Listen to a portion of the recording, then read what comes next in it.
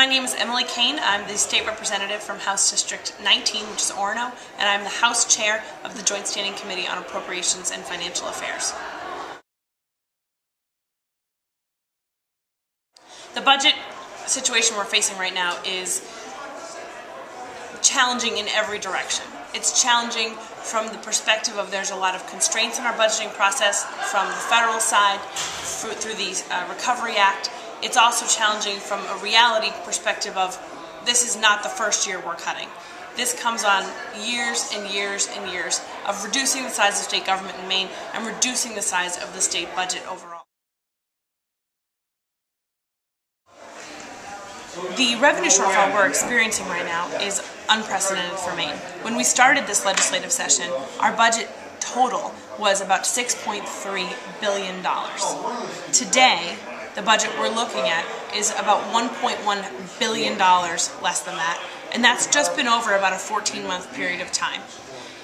That is a significant revenue drop in a relatively short period of time that's compounded by similar and actually worse economic problems across other states around this country and around the world. So we're not operating in isolation here. I think that's important to think about. But we're also, we have to be mindful that this is not an everyday occurrence, that this is part of a more global recession. This is something that we have to meet the challenge of in order to make sure that going forward we have opportunity for Maine people and we have economic growth.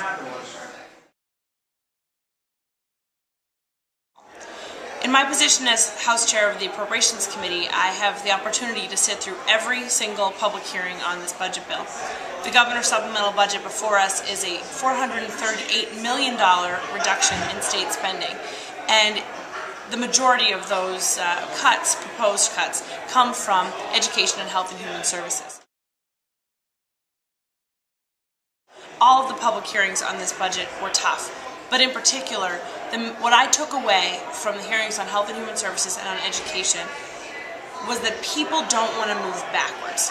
Those people who have services now, it's not just them that rely on that service, it's their family members. We heard from a number of people who said, I have a few hours that I have services in a given day.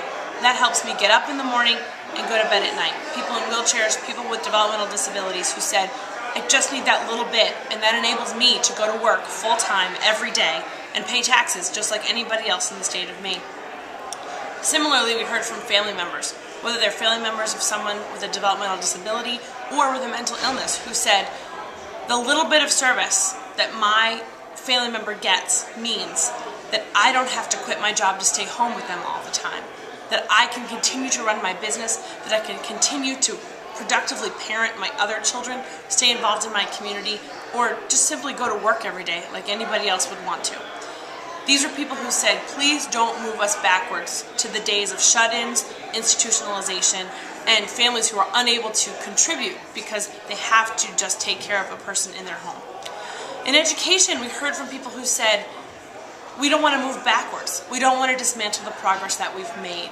That we've made a lot of progress in Maine over the last several years, getting closer and closer to the 55% of education. And also, we've made a lot of progress in getting schools to think differently about how they run themselves and how they collaborate with other districts. What we heard from districts last week was, please don't let us move backwards. Please don't dismantle the progress that we've made. Same for higher education. They said we need to be a part of getting out of this recession.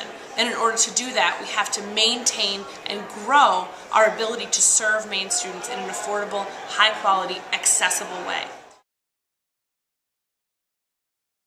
That's all very compelling testimony. And I think the reality right now is we're in the middle of a budget process that is very difficult.